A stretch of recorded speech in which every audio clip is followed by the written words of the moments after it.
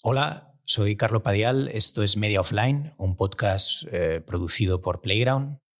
Quizá me conocéis por las películas que he hecho o por los vídeos que hago o por los libros también. He publicado 3 libros, pero hoy nos preocupa más el audio que la imagen, ¿eh? Esto es así. Lo siento por los puristas de la imagen o por la gente que viene aquí quizá porque ha visto las películas y de golpe encuentra que lo importante es el sonido. Pues sí, hoy lo importante es el sonido. De hecho, yo quería hacer un podcast para gente que conduce, quizá porque yo no conduzco, pero me gustaba imaginar que la gente que va a escuchar este podcast lo escucha mientras conduce. Yo te imagino conduciendo, no sé por qué.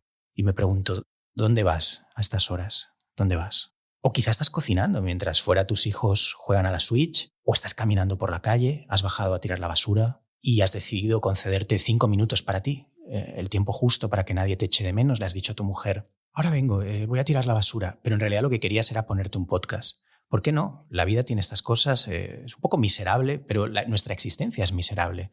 Y ahí es donde entra el podcast. Yo creo que el podcast tiene tanto éxito porque nuestra existencia es miserable y el podcast también es miserable. Así que no hay que tener ninguna vergüenza por estar escuchándolo a escondidas. Bienvenidos a mi podcast. Bueno, en realidad es un video podcast. Depende de si lo escuchas o lo ves. Se puede escuchar y ver. Si lo estás viendo, en realidad se llama podcast, con V. Es un nombre un poco asqueroso.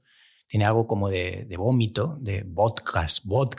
Bueno, es así. En cierto modo es así. Tengo que decir que yo no estaba del todo seguro de que quisiera hacer un podcast. Me da un poco de palo. Me gustan mucho los podcasts, pero no sé.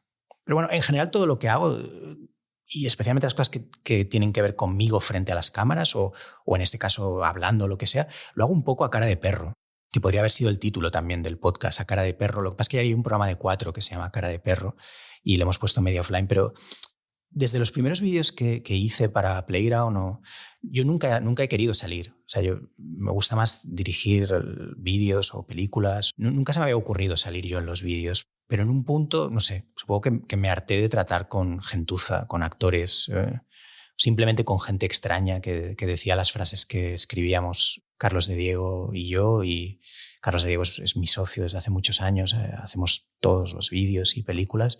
Y en un punto pensé, es igual, me pongo yo, ya lo hago yo. Y siempre hay un poco esa filosofía al final, ha acabado imponiéndose, la filosofía del da igual, ya me pongo yo. Y es un poco la filosofía que ha dominado mi vida estos últimos años.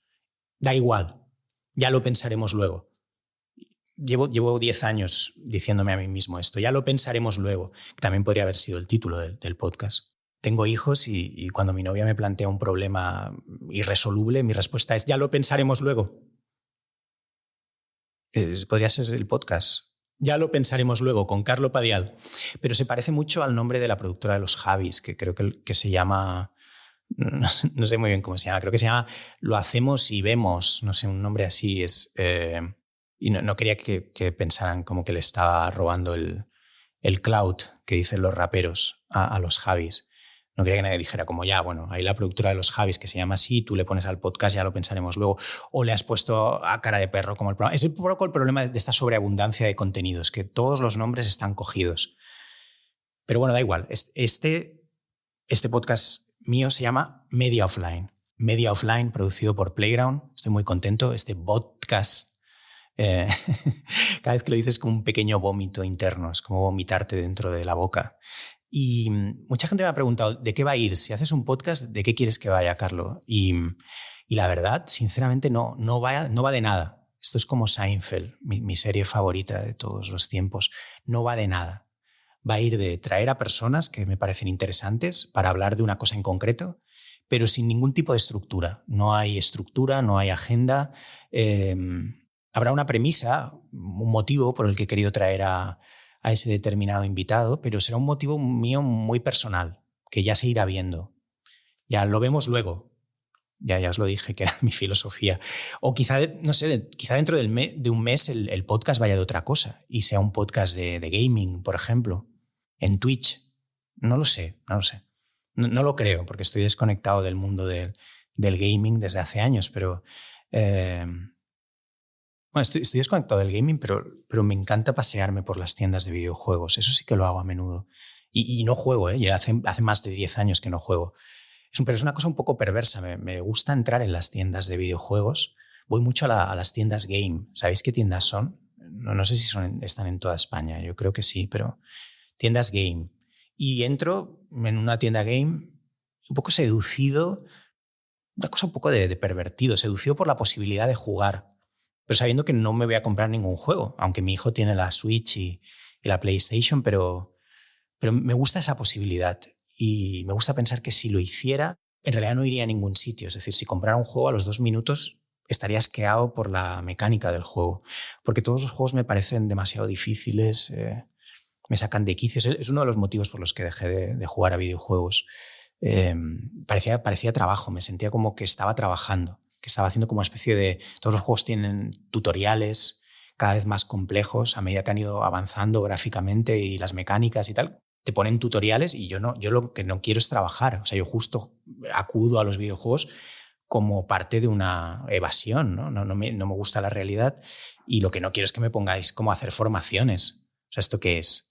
Como si fuera una ETT o algo así. O sea, basta que me propongan algún tipo de aprendizaje para enfadarme. Y sin embargo, y especialmente ahora que tengo hijos y mi hijo tiene 2 consolas, voy mucho a tiendas de videojuegos con la coartada de que le podría comprar un juego a él, hasta el punto de que cuando me llama gente me suele pillar siempre en tiendas de videojuegos. Esto me pasa mucho con mi colega, con David Martos, con el subdirector de Leitmotiv, que me llama a veces para hablar de la sección y me pilla en un centro game, casi siempre. Y yo siempre le digo, bueno, es que justo ahora me pillas que entro un momento a un centro game y el tío flipa, en plan, ¿qué le pasa a este imbécil que dice que no juega, pero siempre está en un centro game, que es un ludópata? Y yo siempre le digo que he entrado a mirar un juego para la Switch de mi hijo, pero claro, empieza a ser poco creíble. O sea, igual me gustan mucho los videojuegos e igual este podcast acaba siendo un podcast solo de juegos. ¿Quién sabe? Puede ser dentro de un mes, media offline. Ya he puesto un título que podría ser un título de videojuegos. Ya me he cubierto en ese sentido. Pero de momento es un podcast presentado por mí, un podcast.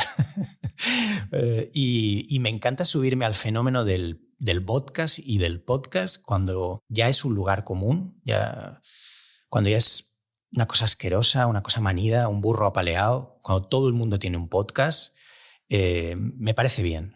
Acabemos ya de saturar Internet con estupideces, empujémonos como sociedad por el barranco de los contenidos, porque es así, es el signo de los tiempos. Está todo el mundo emitiendo, nadie escuchando, y ya es donde estamos ahora en realidad. Solo hay emisiones ya. Si tú entras en Twitch, por ejemplo, te puedes volver loco, porque todo el mundo emite. Gente que casi no tiene seguidores, da igual, ya es una gran emisión todo. Y este podcast se suma a ese ruido, es más ruido aún, más ruido. Media offline. Y hoy en Media Offline vamos a hablar, en este primer podcast, me hace mucha ilusión hablar sobre, pensé, ¿de qué puedo hablar? Voy a hablar de las cosas que más me gustan. No quiero hablar de cosas negativas, quiero hablar de cosas positivas. Por eso hoy quería hablar de lo que más me gusta en el mundo, que es Prince. Prince es mi artista favorito y voy a hablar de Prince con Álvaro Carmona, un humorista, artista, director de cine también, que es amigo y tenemos este punto de encuentro él y yo, que no es muy frecuente en España, no hay demasiada gente que sea fanática de Prince, pero en nuestro caso hay un fanatismo por Prince y es una ocasión increíble este podcast para sumergirnos en nuestra obsesión desatada por Prince y ver qué sale de ahí, sin ningún tipo de restricciones. En realidad lo bueno del podcast es que voy a intentar quedar con gente con la que no tengo tiempo de quedar. Y porque tengo trabajo, tengo hijos y no tengo tiempo de quedar con Álvaro, por ejemplo, para hablar de Prince. Entonces voy a usar el podcast para quedar con gente que me la encuentro por la calle y les digo, ya quedaremos y nunca quedamos. Pues quedamos aquí y utilizamos este tiempo, que es, entre comillas, trabajo, para, en el fondo, seguir con la evasión. Bueno, puedo permitírmelo. Álvaro Carmona, nos metemos a fondo hoy en nuestro tema favorito, Prince. Y, bueno, Prince y todo lo que viene con Prince. Los que no sepáis nada de Prince, que sois la mayoría de los que estáis escuchando esto, tenéis que saber que Prince no es tanto Prince, sino sus alrededores también. Y de eso es de lo que nos vamos a meter hoy con Álvaro Carmona. Esto es Media Offline, un podcast producido por Playground. Y a partir de hoy voy a ser tu mejor amigo en Internet y también en el offline, en el media offline. Esto es Media Offline, con Carlo Padial. Media Offline. Esto es la entradilla, por si no lo habéis pillado todavía. Esto es el título de entrada. Media Offline. Media Offline. Carlo Padial. Quería hacer una entradilla tipo Radio Primavera Sound. Sabéis que tenían estas voces así sugerentes, pero entra un poco patinando. Lo voy a hacer otra vez. Media Offline. Media Offline.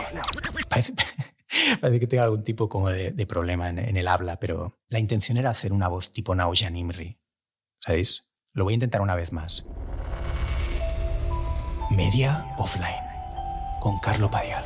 Un podcast producido por Playground. Media Offline, con Carlo Padial. Tu mejor amigo online y offline. Sponsorizado por Gazpacho al Valle. No, es mentira, no tenemos sponsor. Pero si algún día tengo sponsor, ojalá sea Gazpacho al Valle. De hecho, quiero hablar con ellos porque son amigos. Es una empresa amiga y hablé de ellos en Leitmotiv y fueron tan amables de enviarme un tetrabric de Gazpacho al Valle con mi nombre. En vez de al Valle ponía Carlo. Y he fantaseado con la idea de que este podcast esté sponsorizado por Al Valle. Me parecería increíble. Y que los invitados se vean obligados a beber un vaso de gazpacho, que probablemente les sentará muy mal, porque estamos grabando por la mañana y yo no sé si un vaso de gazpacho por la mañana es muy buena idea. Pero, ¿por qué no? Media Offline, con Carlo Padial. Todavía no sponsorizado por Gazpacho al Valle. Pero quizá mañana.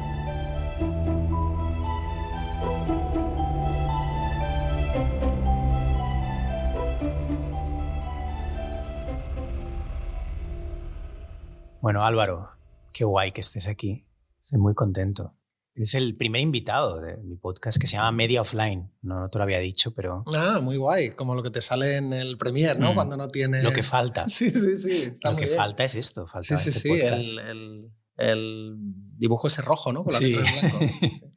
El Media Offline somos tú y yo ahora mismo. Joder, me hace mucha ilusión que vengas, por supuesto. También porque creo, de las personas que conozco, y lo digo totalmente en serio, que más emplazo a encontrarme en otro momento y nunca llega. Eres de las personas que más ilusión me hace quedar con ella y nunca quedamos. Yo creo que es parcialmente culpa tuya. Porque dices, no hemos quedado mucho, deberíamos haber quedado más. Muchísimo más, sí. Es verdad. Y nunca se ha producido, y especialmente porque no solo porque me mole mucho verte, sino porque tú y yo somos las dos únicas personas, con alguna más, que podemos hablar de ella, y seguro que tú también tienes alguna, que somos fanáticos de Prince. Yo creo que igual es obsesivo de Prince, más que fan.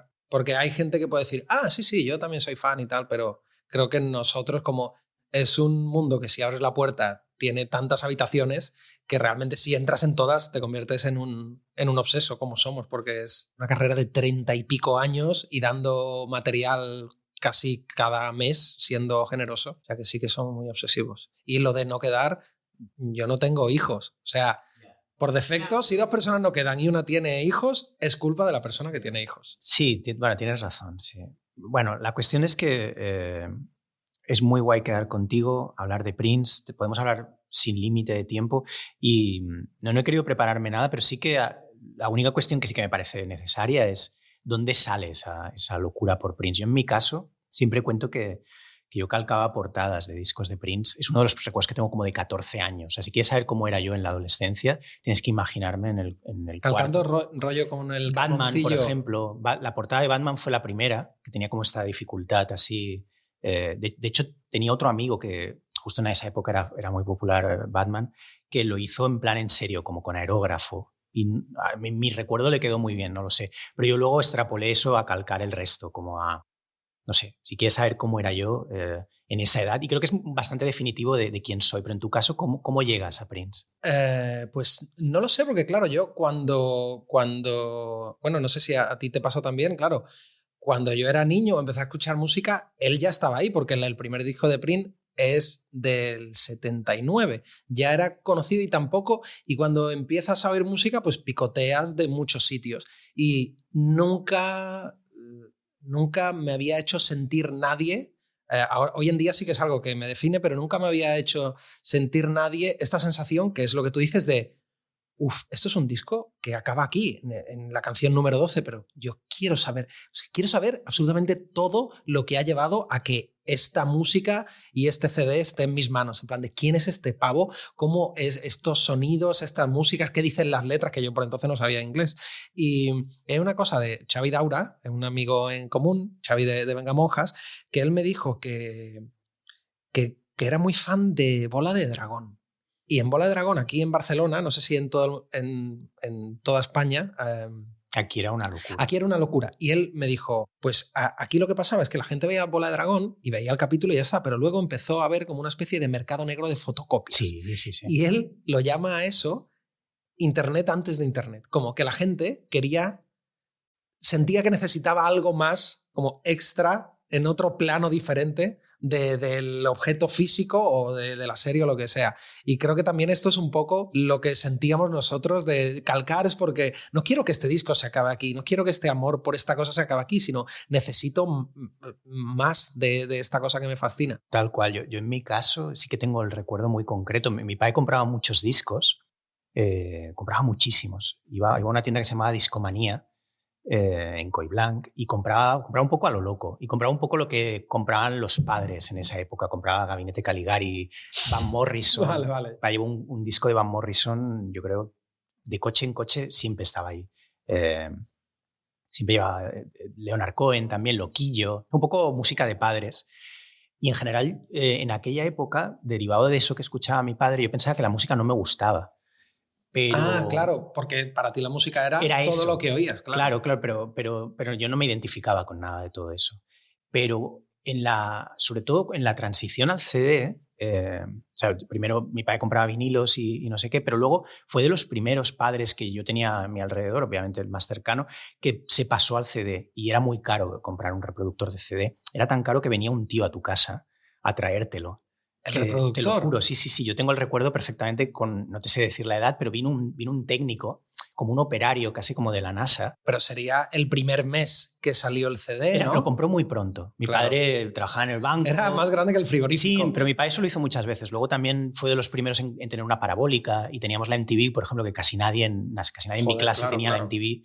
Y de eso hablaremos también, porque el impacto que me llevé viendo ciertos vídeos fue brutal. Recuerdo perfectamente la primera vez que vi Chaka Khan, por ejemplo, I Feel For You, y ahí fue otra de mis puertas de entradas con Prince. Pero previo a eso, mi padre compró el reproductor de CD y lo trajo un tío. Y mi padre, en plan prueba, ya había comprado bastantes CDs, aunque todavía no tenía el reproductor. Y eran muy carísimos, además un puto CD.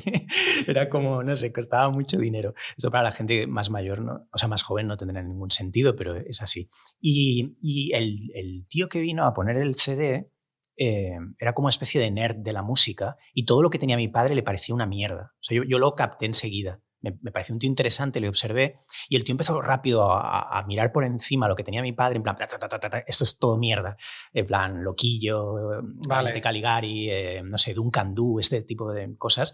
Pero al final encontró dos discos que el tío dijo, ¡hostia!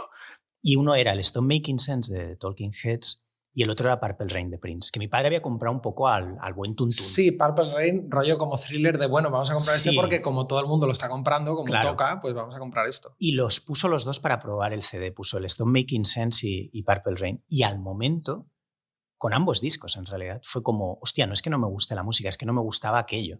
Y me despertó como una curiosidad que se fue manteniendo. Es decir, luego, como te digo, mi padre compró, puso una antena parabólica, y empecé a ver como cuando salía un artista afroamericano había una especie como de hipnosis repentina en mí, que hasta mis padres se dieron cuenta y me dijeron, a este niño le va el rollo negro.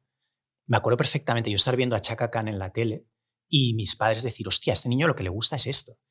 Y efectivamente era así. O sea, cada vez que en la radio, mi padre también escuchaba pues, Radio 3, o que en aquella época Prince era visto como un... ¿no? Y pasamos a Prince, era como una especie de cosa ahí, como de sibarita. Yo no sé, me conmovía de una manera brutal, hasta el punto de que siendo un absoluto estúpido que no sabía cómo funcionaba la vida, pero empezaba como a poder manejar algo de dinero o lo que fuera, con el primer dinero que me cayó en las manos le fui a comprar a mi madre el disco de Love Sexy, que es una cosa un poco edípica, jodida. Fui yo a una tienda y le compré el Love Sexy. Mi madre no entendió nada. Yo igual, ya te digo, tenía 13 años. Pero además, claro, ese disco como regalo en el que sale él en pelotas en la portada, igual es una cosa muy extraña. Es muy extraña. Pero en plan de psicólogo. Muy extraña. Mira, quiero llevar a mi hijo al psicólogo porque mira lo que me ha traído mi hijo. Muy extraña. Le compré el Love Sexy. Creo que era porque era el único disco de Prince que encontré en la tienda. O sea, entré muy aterrorizado. Quería un disco de Prince, era el único que tenían. Lo compré. Y encima, además, el Love Sexy, como sabes perfectamente, estaban todas las canciones juntas en un único track. O sea, claro, estoy pensando, en disco puedes moverlo, pero en CD no. En CD había un único track, que era todas las canciones. Entonces mi madre ni siquiera lo puso. Y en Spotify diría que se respeta eso, ¿no? ¿Ah, sí? Me parece que en Spotify sigue siendo todo una pista, porque Prince quería que se escuchara todo entero. Entonces mi madre no supo qué hacer con eso. O sea, creo que no sé si ni lo llegó a abrir. Y yo ya me quedé con el disco, que es una cosa que también luego he hecho mucho, siguiendo esta línea edípica de comprarle discos a parejas o novias, pero que en el fondo son para mí. Lo hice también con el Midnight Love de Marvin Gaye y con alguno de Sly and the Family Stone, como de comprarlo, ponérselo. Creo que esto te va a gustar. Es un regalo muy raro, en plan romántico. Sly and the Family Stone. Te voy a poner un disco para tomar a la luz de la vela y de repente... Pero volarte tanto la cabeza, porque en muchos de esos casos los discos no los había oído. O sea, el Midnight Love, por ejemplo, lo regalé sin haberlo oído. ¿Y por qué? ¿Por qué? O sea, no ¿por qué decías tú, este disco lo voy a regalar, va a estar muy bien? Estaba descubriendo música cada semana. Vale. Era como... Tú veías... Claro. Que era afroamericano y decías, esto se apuesta segura. Marvin ya tenía... ¿sabías quién era Marvin Gaye? Vale. Tenía el What's Going On y el Let's Get On y ibas a la tienda y pensás, bueno, a ver, ¿qué es esto? Midnight Love. Y me acuerdo perfectamente de una de las primeras novias que tuve, como probarlo en su casa y entrar Midnight Lady, como esos sonidos de sinte loquísimos, y pensar, esto es lo mejor que he oído en mi vida. Y coger el disco, llevármelo e irme. ¿Sabes? En plan... y dejar la relación allí. Este disco es mucho mejor que cualquier relación romántica que tú y yo podamos tener. Ostras, pues ¿cuándo compraste los primeros? Mi comienzo, claro, no es muy académico porque a mí me empezó a interesar porque es algo como que flotaba así. Al principio escuchaba pues esto cuando era un niño, los 40, que ponen pues absolutamente pues todo, ¿no? Y había algunas canciones, lo típico, esto que oyes canciones pero ni siquiera sabes de quién es y suenan y la has oído alguna vez y te suenan de haberla oído pero no sabes ni quién es el intérprete, ni el grupo, ni nada. Y yo recuerdo que en mi concepto, lo primero que sabía de Prince es como, así, como ahí tiene una batalla y se quiere poner un símbolo y tal. Y no sé por qué, que yo tendría como 12 años o así, algo... pues me hizo interesarme por esto. Y recuerdo que con un amigo estábamos en casa y pusieron Seven, pero que ya, de hecho, ese disco tenía como 2 o 3 años así.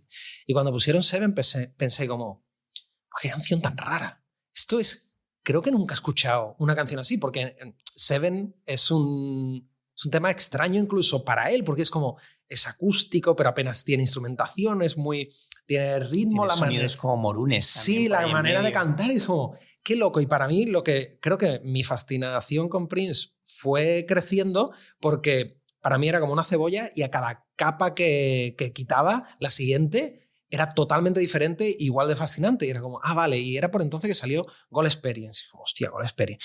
Y poco a poco iba como mirando un poco para adelante y un poco para atrás. Y de repente, y mi cabeza explotaba cada vez que iba para atrás porque, vale, este disco no lo he escuchado. Además, la radio ya no iban a poner Sign on the Times, sino como escuché Sign on the Times es ir, comprarlo y ponerlo. Y fui oyendo los discos porque me los iba comprando en CD. Fui haciendo toda la colección oficial a medida que además en esa época empezaba un amigo mío, tenía la revista Búfalo, ¿te suena? Pues era una revista que se podían pedir piratas. Entonces pedía piratas y venían como temas del Gold Experience que aún no habían salido y a la vez fui entrando en esa época tan convulsa que es como el comienzo del Prince moderno, que ya no se decanta tanto por los discos, por la música en estudio, sino por todo lo demás, a la vez que iba descubriendo pues toda la leyenda. Y para mí fue una explosión porque realmente era como 2 personas igual de fascinantes, que en realidad era la misma, y que la iba descubriendo poco a poco. Y ahí viene mi camino, es desde ese punto, que eso será como el 95, pues ser. ¿Te das cuenta como de que optar por esa... Yo sí tengo ese recuerdo un poco, como de que optar por Prince era optar casi como por un estilo de vida alternativo. Es decir, porque yo, por ejemplo, cuando sale el videoclip de Sexy Motherfucker, en la MTV, yo estaba flipando con la MTV, con todo lo que ponía. No sé, era cuando la MTV no eran reality shows, sino que realmente eran videoclips, era música, no como ahora. Y creo que la misma semana, eso habría que comprobarlo, pero bueno, da exactamente igual, no somos periodistas, así que me importa una mierda. Pero yo diría que la misma semana que sale Nirvana, con el vídeo yo es que no escucho. Smell Like Teen Spirit. Sí. Bueno, claro, no puede haber más diferencia. Sale Sexy Motherfucker, el vídeo, la versión larga. Y yo recuerdo ver como lo de Nirvana y pensar, bueno, esto es diferente. O sea, es como reconozco, como me llamaba la atención de una manera concreta, como, vale, hostia, cuidado con estos, pero claramente opté como por la otra puerta, la puerta de Sexy Motherfucker, que me voló la cabeza, pero de una manera chifladísima. O sea, el videoclip, todas las mujeres eran increíblemente guapas y ellos iban vestidos de una manera que me parecía lo mejor del mundo. Hay una figura que yo creo que ya no existe tanto. Bueno, básicamente él era el único que la mantenía, que es esta especie de entertainer classy, como él, que creció viendo pues a Smokey Robinson, a James Brown, que era como un tío en el que, gente que ha currado en Paisley Park dice, no tenemos que explicar qué es Paisley Park. No tenemos que explicar nada. Que no se puede ir en pantalón corto. Sí, oí cuando murió, que salían como muchas historias, uno que dijo, un día fui a currar en pantalón corto en Paisley Park y yo y Prince nunca nos cruzábamos palabras. Yo era un currito que hacía como no sé qué y fui un día en pantalón corto y al día siguiente me viene alguien de allí y me dice, perdona, ha dicho Prince que no puedes venir en pantalón corto, que te has visto en pantalón corto y no puedes venir en pantalón corto. No quiere que... O sea, todo... Y solo hay que ver él... Se reinventaba cada disco, cada año, cada 2 años. Y es flipante verle hacer cosas como aparentemente normales, como ir en bicicleta o jugar a básquet, pero vestido de Prince, que es una cosa que obviamente la anécdota esta famosa de Chappelle, que salen de Chappelle Show, de que el tío jugó un partido de básquet y jugaba a básquet con los tacones, que es la puta hostia. Bueno, que sí, con las plataformas estas locas que lleva, claro, porque todo el mundo que ha trabajado con él o que conoce es como...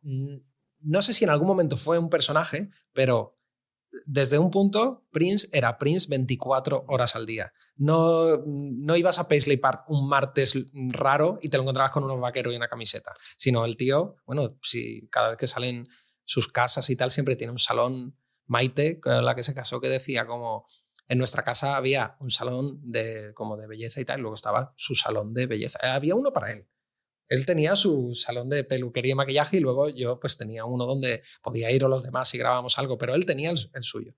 En plan diciendo como, claro, mi vida no era una persona muy normal. El decir como, no, este es el salón de peluquería y maquillaje de mi marido. Luego tenemos que entrar en el tema anécdotas, porque creo que Prince es uno de esos artistas de los pocos que no tienen una anécdota mala. O sea, tú sabes que alguien tiene una historia de Prince y la cuenta en un medio o en un talk show, sabes que es la hostia. Pero antes de entrar en eso, y ahondándome igual la estructura de esto, porque la gracia de esto es que hablemos y ya está, sí que quería que tocáramos cuál es el disco como que sella ya de por vida tu relación con Prince. Yo en mi caso, sin ser para nadie considerado el mejor, para mí es Controversy. Es el disco como que tiene todo lo que yo esperaba y que, no sé, para todo el mundo cuando habla de los grandes discos de Prince, por supuesto habla de 1999 o de Purple Rain o de Sign of the Times o incluso de Dirty Mind. Yo más o menos compré a la vez, con 15 años, cuando era mi cumpleaños, pedía discos de Prince en CD y compré, creo, a la vez el Prince, el álbum el del Pegaso azul, la que tiene I Feel For You, que es una de mis canciones favoritas de la vida de Prince.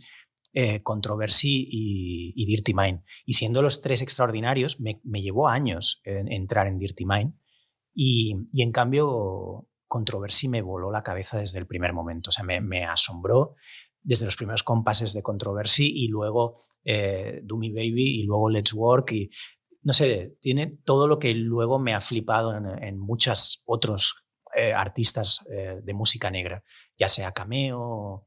No sé, claro, es un disco que cuando salió en su momento todavía él no había, porque es Es previo a 1999. Previo a Dirty Mind, ¿no? No, es posterior a Dirty Mind. Es posterior a Dirty Mind. Es justo antes de 1999, que es el gran salto antes de petarlo, al público. Petarlo, sí. Y sí que es verdad que sí que puede ser como si hacías el tipo de disco de Prince, solo que lo único que faltaba más es un poco las baterías programadas, aunque tiene la primera canción con la batería Link, sí, ¿no? Que tiene la de Private Joy. Sí, Private Joy. Yo creo que es la primera vez que usa el Link, que es como el sonido de hoy en día en Prince, son como los sintetizadores. Bueno, yo creo que es Prince justo todavía metido en una movida puramente negra, yo creo. Es decir, es un disco puramente de R&B. Tiene todo lo que suele tener un disco R&B, ¿no? Las canciones más bailables, las baladas. Sí, pero también había un Casi punto no de tiene dimensión pop, yo creo. Bueno, pero tiene Ronnie Talk to Russia. Claro, Ronnie Talk to Russia, que dice, si tú escuchas eso, es como, espera, este tío no es Sly Stone, no. porque esto es una cosa muy extraña. Y claro, entonces además un disco no es como, no, había muchas restricciones, como si metes una canción tienes que clavarla porque solo puedes meter muy poquita, ¿no? Como que puedes hacer un disco 25. Y el hecho de que metiera esa canción ahí es como, hey, que yo tengo muchas más aristas. De hecho, bueno, esto que me preguntabas, el disco que sella para mí es Parade, pero porque... Parade es extraordinario. Porque no recuerdo el orden en el que yo lo iba comprando, pero no seguía ningún tipo de orden, sino llegaba y... perdón. En el Virgin que había en Sevilla era pues los que había, que no estaban todos, o de repente en Sevilla Rock, que también había Madrid Rock y tal, era pues los que había. Y Parade no fue de los primeros tampoco. Y una vez que yo iba comprando, pues si salía alguna cosa nueva, los piratas y luego pues los clásicos y tal, te vas formando como, este es un artista súper rico, que hace este tipo de canción y esa canción no hay dos canciones que se parezcan y compositivamente son increíbles, descubres detalles a cada escucha. Y cuando escuché Parade, era como, incluso yo que estoy fascinado con este tío, no me podía imaginar en la vida que iba a hacer un disco de funk afrancesado acústico. Con cosas como de Duke Ellington a la que vez. Es como, esto en mi vida me hubiera imaginado que tenía este as, que ya el disco llevaba publicado muchos años, pero no me podía imaginar. Es un disco, bueno, que está muy bien la portada porque es blanco y negro, como también la película. ¿Qué te parece la película? Pues la película no la he visto muchas veces. De hecho, Graffiti Bridge creo que la habré visto más veces. La he visto creo que 2 o 3 veces y creo que ahora, a día de hoy, si la viera esta tarde, me gustaría mucho más que el recuerdo que tengo.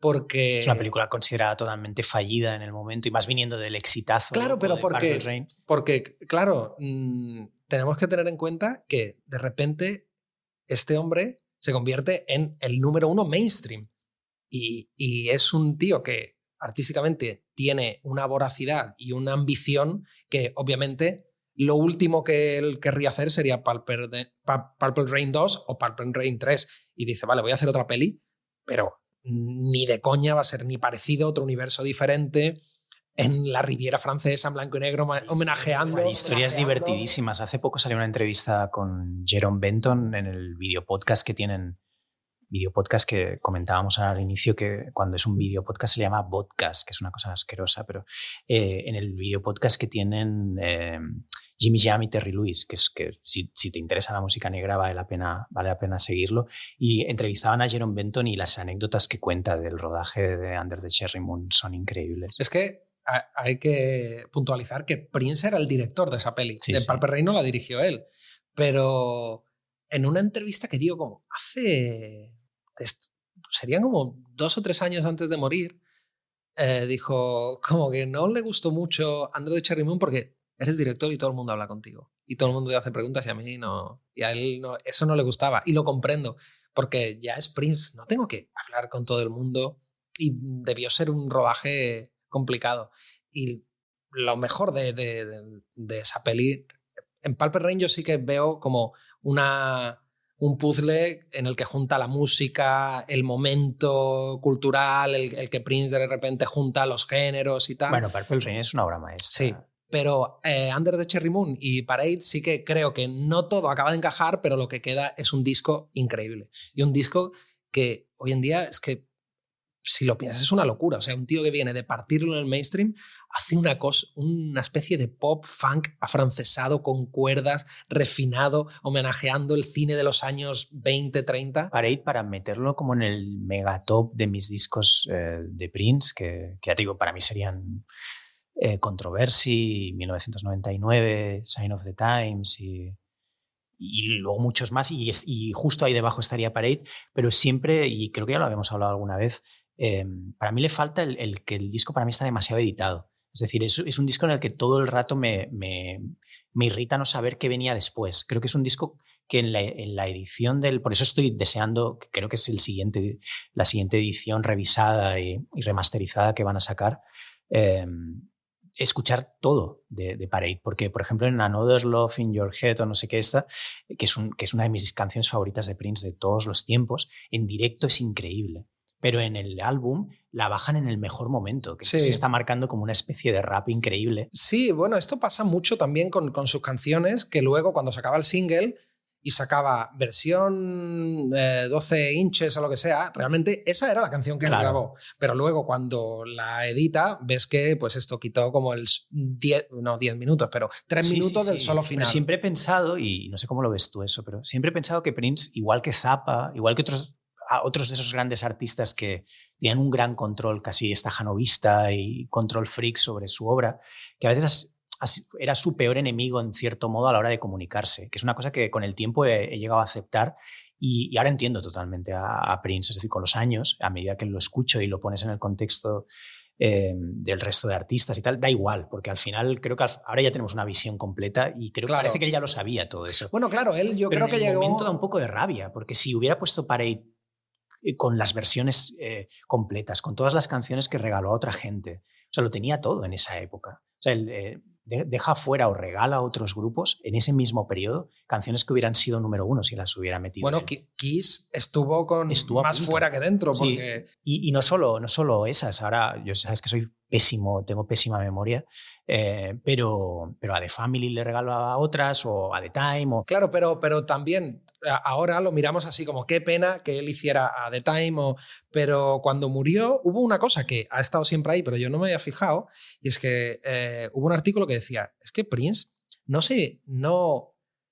era un artista que creó un estilo, sino creó una escena. O sea, creó sus grupos rivales, que es una cosa, si lo piensas hoy en día, es una locura. Él dijo, vale, en Minneapolis vamos a hacer este sonido y tú vas a tener esta canción y tú serás este grupo que será nuestros rivales y encima estará The Family, que es como una mezcla entre vosotros. Es como creó toda una puta escena que viene de un pavo. O sea, un pavo crea su sonido, su grupo, sus discos y a la vez pues esto, bueno, toda una puta escena. Es quien lo lleva más lejos, pero lo había hecho George Clinton con todos sus grupos, Parliament Funkadelic, pero también Bootsy Collins, de golpes más populares. Un caso parecido al de The Time. En un punto Bootsy Collins es más popular que Parliament y Funkadelic, lo cual no llevaba tan bien en realidad George Clinton. Y pasa lo mismo con James Brown también. Claro, lo que pasa que tiene... JBs, Fred Wesley... no sé, ¿sabes? Crea todos esos... Yo creo que su modelo viene un poco de ahí, ¿no? Lo que pasa que yo creo que él tenía un focus que no ha tenido nadie. O sea, porque creo que es bueno, solo hay que ver lo obsesivo y lo controlador que ha sido en relaciones personales o en relaciones con la industria y tal. Y creo que él, en un momento de su vida, él vio todo. Vale, yo sé que tengo este talento y sé todo lo que voy a hacer. Ahora tengo que demostrárselo a todo el mundo. Y creo que el focus, bueno, solo hay que ver el Sign of the Times Deluxe que salió, que recuerdo que nos vimos en Sitges al poco de que saliera. Yo ya pensaba que este hombre tenía un talento increíble, pero la capacidad de trabajo. O sea, si tú coges Sign of the Times, más las canciones que dio, más el Black Album, que es otro disco aparte, dices, ¿cómo pudo este hombre hacer todo eso en 1 año y 3 meses? Es que es una locura. Es que ya solo a nivel de cronometrar el tiempo... Yo de hecho todavía no me lo he acabado, el Sign of the Times. Claro, es que la edición está expandida, todavía sigo intentando alcanzarlo. Es que es una locura. Como es que es una auténtica locura porque yo he hecho canciones y hacer una canción es un proceso, por mucha banda que tengas, que si los arreglos, que si grabar, es un proceso, aunque él que todavía no vivía prácticamente en Paisley Park, pero hacer una canción es un proceso tedioso que lleva tiempo. Cuando tú escuchas la cantidad de material que hizo, que yo creo que ahí... es un tío muy orgulloso, Prince, y siempre quiere demostrar que es el mejor. Y creo que después de Under the Cherry Moon es como que dirían como vaya el fracaso de la película y tal. Él dijo, os vais a enterar. Voy a coger todo mi talento y todo mi energía y lo voy a poner a hacer una cosa acojonante. Él tenía esta ambivalencia de, por un lado, quería ser totalmente extravagante, hacer las cosas a su manera, pero luego le jodía pues que, yo que sé, Michael Jackson fuera 1000 veces más popular. Sí. Pero esa es un poco la cosa también que te quería tratar. O sea, se supone que todo el mundo tiene un Elvis, ¿no? Para ti, para mí es Prince. Es decir, una figura musical que te representa, con la que te identificas o que simplemente admiras mucho. Yo, aunque tengo todos estos héroes como Zappa o Sly o Johnny Mitchell o Anita Baker o Marvin, del que estábamos hablando también, Prince siempre será esa figura, ¿no? ¿Por qué crees que te tocó de esa manera? Yo en mi caso lo tengo muy claro, es por el narcisismo absoluto. Es decir, es una cosa patológica, es decir, soy una persona profundamente narcisista, soy hijo único. Mi padre y mi madre, mi padre es un paranoico del libro, mi madre es una histérica también del libro, y tuvieron un único hijo porque querían que su hijo fuera como una especie de megamáster de la propiedad intelectual, y se pasaron toda la vida diciéndome, este niño es diferente, este niño tal que cual. Entonces me pusieron en la cabeza como un bombo con esta idea. He necesitado muchos años de terapia para sacudirme esa presión, y de algún modo Prince responde a eso. Sí. Prince responde a esa especie como de figura intocable, narcisista, una persona como que parece no relacionarse con el resto del mundo. Y yo creo que de manera muy patológica, cuando tenía 13, 14 años, que son los años clave, yo creo, en los que te formas un poco en términos culturales y demás, Prince representaba en el exterior a alguien a quien podía entender, ¿no? Pero en tu caso, ¿por qué crees que fue? Porque tú eres un tío mucho más normal que yo. No lo sé, yo creo que todos... Muy brillante, muy inteligente, pero... Todos los que hacemos ¿por qué Prince? algo creativo no somos gente normal. Yo creo que tenemos como nuestras taras, o a poco que escarbas un poco encuentras locura. Pero yo en mi caso creo que fue la cantidad de... digamos, la relación trabajo y creatividad. Es un tío que creo que lo que me flipó era que cada vez que iba a una época encontraba algo igual de brillante, pero totalmente diferente.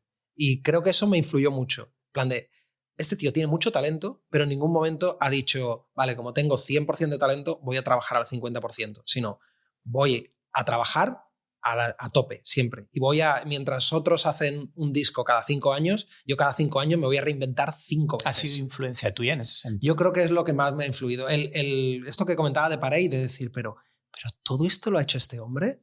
Todo ¿Y es una influencia buena, tú dirías, en ese sentido? Porque yo, a medida que...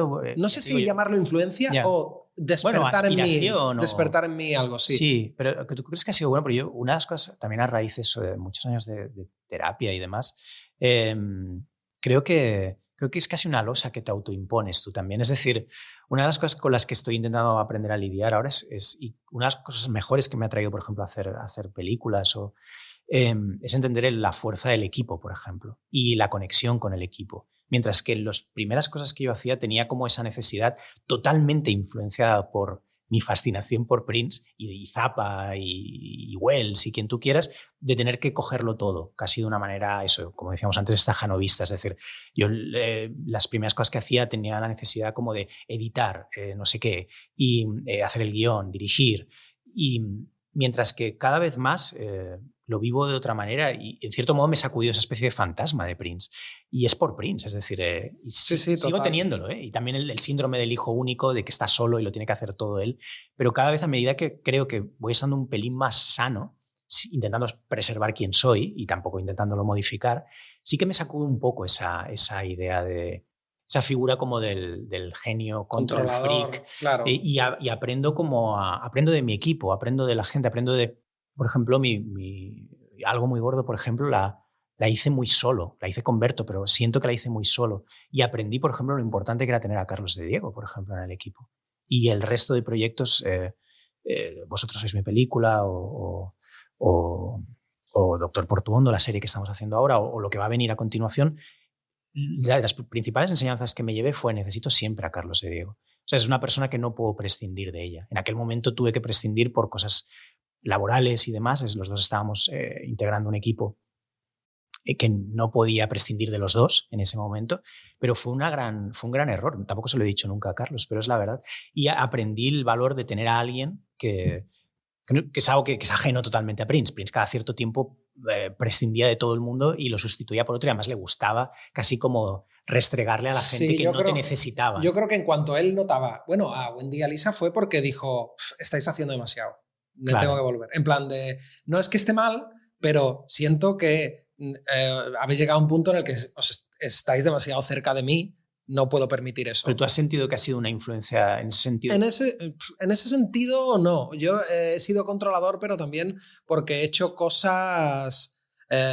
muy solo también. Solo, pero también por necesidad. Pero en cuanto empezaba a rodar, que necesito un equipo, yo soy bastante...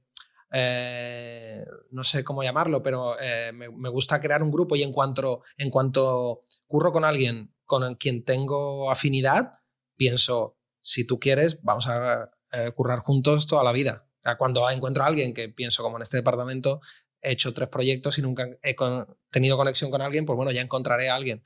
Pero en ese sentido no tanta. En el sentido que me ha influenciado a mí más de la creatividad y tal, sí que hubo algún momento en el que pensaba que era muy exigente conmigo mismo, y últimamente me he reconciliado con el hecho de que yo soy como soy. Y no veo el querer siempre pues crear cosas diferentes y cosas interesantes y tal. No sé exactamente por qué lo hago, pero prefiero no luchar con eso. Ya he entendido que yo soy así, y eso tiene sus cosas buenas y también pues sus cosas malas, de la gente que tienes en tu entorno, o que eres muy obsesivo, o que de repente pues desatiendes tu vida porque te centras en un proyecto de forma obsesiva. Pero he entendido que soy así, y que el intentar luchar con eso no tiene sentido, porque llegará un punto en el que me volverá a pasar. ¿Y ha entendido la gente de tu entorno tu locura por Prince? Porque yo en mi caso nunca, excepto Didac Alcaraz, que no está aquí hoy, pero que es otro fanático de Prince. Lo que pasa es que Didac yo creo que es principalmente fanático del funk, yo creo. En el caso de Didac creo que el acento no está puesto en Prince, como en tu caso y en el mío, que para mí Prince es lo que está arriba, y luego viene todo lo demás, viene eso, Parliament, Funkadelic, Sly, James Brown, etc. En el caso de Didac es creo más el funk en general, y esa especie como de libertad expresiva, ¿no? Y sin limitación de tiempo y ese groove permanente, ¿no? Creo que eso es lo que a él le vuelve loco, pero nunca he tenido a nadie cerca en mi entorno, ni he tenido nunca ninguna pareja que entendiera mucho el fanatismo por Prince, del mismo modo que yo seguro que no he entendido nunca X cosas, sí, ¿no? Que le pudiera gustar mucho. Yo que sé, a mi novia de Sire, por ejemplo, le entusiasma Tarantino, y yo no la puedo acompañar en ese viaje, y ve a menudo las películas, y además tuvo la suerte de conocerlo, y como cuenta en su libro Reina del Grito, y yo nunca le he podido acompañar. O sea, a veces vemos la película y está absolutamente asombrada por lo que trae Tarantino, y yo no lo veo. O sea, me gusta Pulp Fiction y el resto te lo puedes quedar, me da igual. Pero en cambio, del mismo modo, nunca he conseguido que a nadie le llegue Prince como a mí me llega. Pero lo has intentado. Lo he intentado, pero veo que no hay manera. En general con la música negra, tengo que decir. Es decir, yo creo que en España la música negra, eso me lo decía alguien que se dedicaba, que estaba cercano al mundo de las discográficas en España, las cifras de ventas han sido siempre muy bajas. Es decir, cuando Dr. Dre lo petaba en todo el mundo, en España vendía muy pocos discos. Y creo que sigue siendo así. Es decir, ahora creo que estás en un momento en el que creo que la cultura del hip hop y del rap y de la música urbana en general es más popular que nunca en conjunto, también por una cuestión estética y demás, y sí que probablemente haya variado, y sí que probablemente, me consta, vamos, creo, solo hay que salir a la calle, que The Weeknd o Drake o quien sea, ¿no?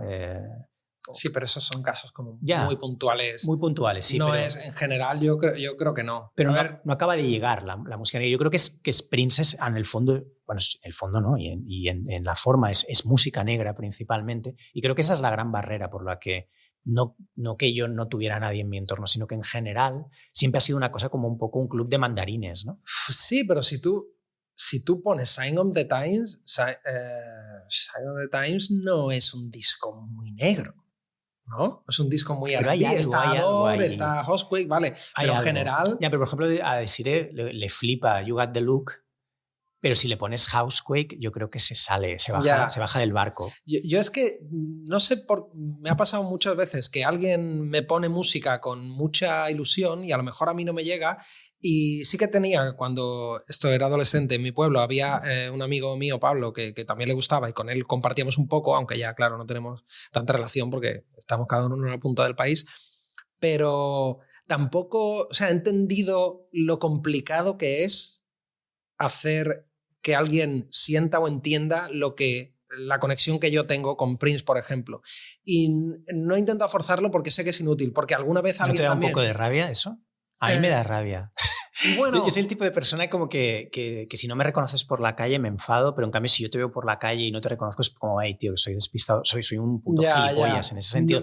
Pues del mismo modo, yo nunca he mostrado interés en general por la música que escucha nadie. Claro, pero en cambio me ofende mucho yo tener puesto en la cocina mientras estoy cocinando a Sly and the Family Stone y que no entre todo el mundo como enloquecido y quitándose la ropa. En plan, nunca he escuchado nada mejor. Claro, a mí, un amigo, cuando vio al raíz de que murió Prince, se hizo pues mucho ruido el solo del Rock and Roll Hall of Fame, el de While My Guitar Gently Weeps, que Prince, por cierto, había oído por primera vez una semana antes esa canción.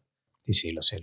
Bueno, hay todos los vídeos que podáis encontrar relacionados con esa aparición, vedlos porque son todos alucinantes. Claro, y mi colega me dijo como, tío, pero que Prince toca la guitarra, pero esto, y yo es como...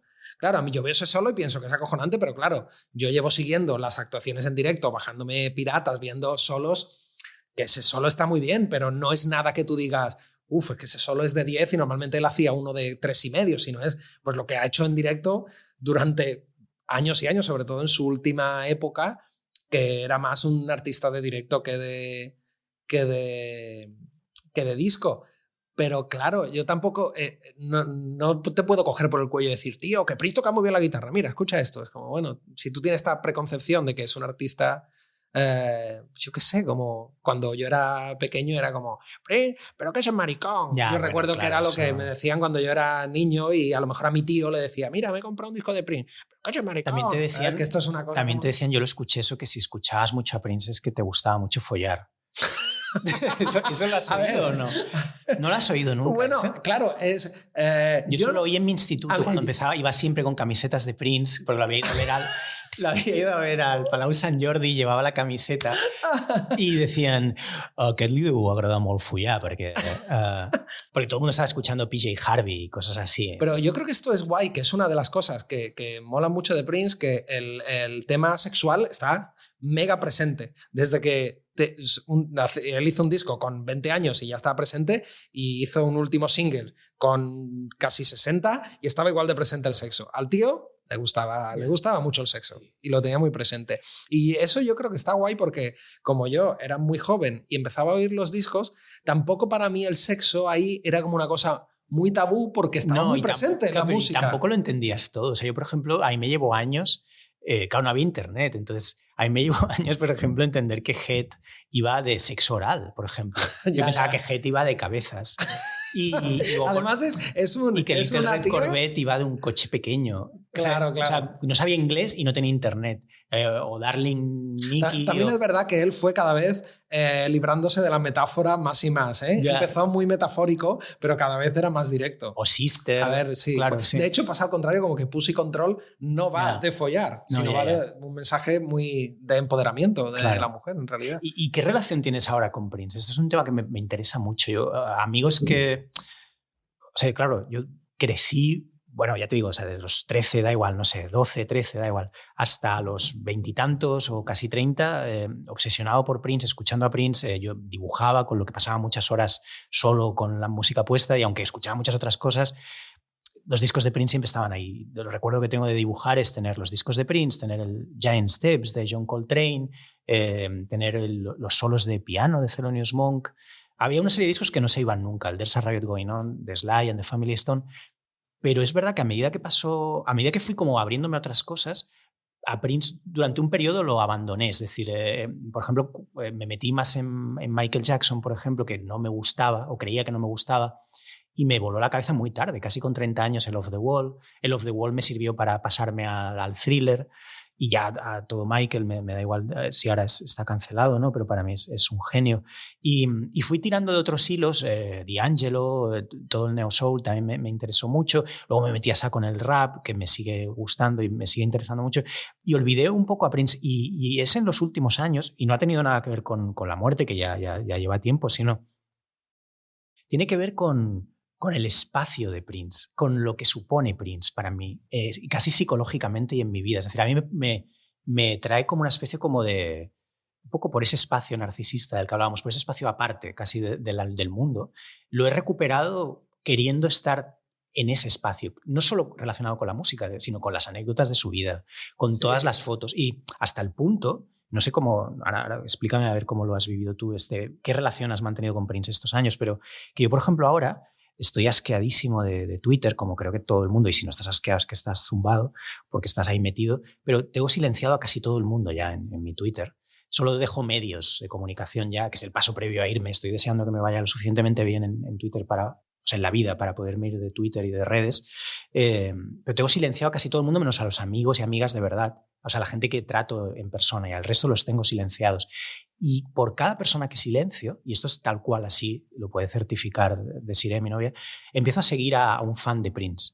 Tiene algo como simbólico, raro. Esta gente que directamente en el nombre ya tienen algo de... Y hay algunos maravillosos. Y entonces, claro, en mi timeline ahora ya solo hay fans de Prince. Y luego el New York Times y El País y no sé qué. Entonces solo veo mi timeline de golpe, ha pasado de ser esta cosa jodida, de gentuza peleándose y todo el mundo con agendas y todo el mundo va a ver con el cuchillo esperándote así para que vayas, para clavártelo en la cabeza, ha pasado a ser una cosa maravillosa. O sea, maravillosa, de gente que pinta óleos dedicados sí, además a Prince. Es que en Instagram, claro, como yo miro cosas de Prince, me sale, tiene una estética que una vez que quitas a Prince de la estética es un poco horterichi, algunas cosas, bueno, palomas y rosas y cosas así. Hay gente que hace pasteles, te envié el otro día como un... Sí.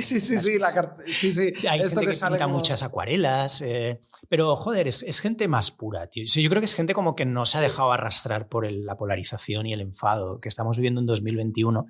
Y a mí me trae paz. O sea, me trae paz Prince, me trae paz a la última hora de la noche, cuando ya no sé qué ver en YouTube y ya estoy como quemado de todo y no quiero ver Netflix o lo que sea.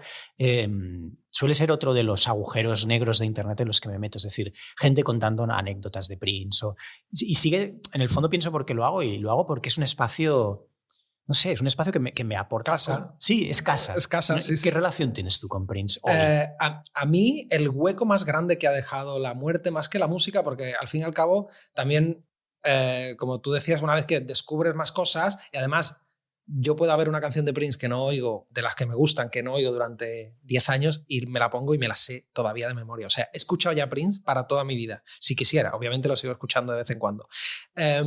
Pero tenía una cosa que era un generador. Si a ti te gusta Prince, es un artista que era muy guay seguirlo porque nunca estaba parado. Nunca pasaban 3 meses sin que no hubiera algo. Y para mí hay una web, prince.org, que era... Para mí, yo diría que es la primera página. Es tu google.com. Claro, que yo iba y a veces iba y en esta semana pues no ha pasado gran cosa, pero ya había rumores, que si nuevo disco, y él era un tío que como creativamente era una persona tan burbujeante, siempre estaba rumiando. Prince.org es uno de los... Y haciendo cosas. O sea, yo entro en Google y miro 3 o 4 cosas. La tercera o la cuarta es Prince.org, claro. Sigue siéndolo. Sí, ya hay mucho. Obviamente está mucho menos activa. Pero para mí siempre hay algo que me gustaba y me motivaba también creativamente, porque era, este hombre da igual la edad, da igual lo que hubiera hecho. De hecho, estos últimos discos, sacaba un disco, encontraba una manera de distribuirlo y se olvidaba de ese disco, no hacía esa canción en directo, sino, ¿qué es lo siguiente? Y echo de menos ese what's next que siempre había con él. De, tú entrabas y decías... Incluso aunque lleven 2 discos que tampoco te han gustado muchos, pero bueno, pero ya se habla de que va a sacar el siguiente disco en tal, va a hacer una actuación en tal, de repente va a hacer una gira de solo de piano, qué guay. Siempre había algo generándose. Y recuerdo que eso llenaba, no sé si grande o pequeño, pero un hueco en mi vida o atención. El siempre pensar como, está rumiando algo, y entrabas y veías algo así, aparte de de la música que podías disfrutar. Qué guay que menciones Prince.org. ¿Ves? Otro punto de comunicación entre tú y yo. Claro. Que no sé, lo habríamos hablado, pero no mucho. No conocía a nadie que... Bueno, es que... y qué buenos son los hilos de... Sí, sí. Sobre todo los que no van de música. Hay unos, por ejemplo, que periódicamente especulan sobre el tamaño del miembro de Prince, por ejemplo. ¿Los has visto estos o no? Bueno, claro, ahí hay unos... No hay consenso. Hay unos... Bueno, pero está la foto del... Sí, ¿Has visto la foto? Sí. La que está de amarillo. Sí. De hecho, tengo un amigo que... Pero hay mucha Pablo, gente que sostiene que no era una persona con... Yo creo que sí. Si tienes actitud vital, ¿Sí? tienes ¿Tú un crees pene que grande. sí? Yo creo que sí. Y en esa foto, esa foto no está adulterada. Yeah. Y tengo mi amigo Pablo, que decía que teníamos relación en Utrera, tuvo una beca en Filadelfia, no recuerdo qué era exactamente, y estuvo estudiando en Filadelfia y fue a Las Vegas, al 21 Show. Y me hizo un report que me lo escribió por mail, un mail larguísimo, divertidísimo y tal. Y me dijo, lo único, tío, a mí me daría vergüenza ir así. Porque eso es en plan de, como que si tú estabas cerca, como él estaba, porque fue al bar... Es que no llevaba ropa interior. En plan de, dice, tío, a mí me daría vergüenza ir así porque no es que no te lo puedes ni imaginar. En plan de, como casi que te daba en la cara. Ya, qué bueno. Sí.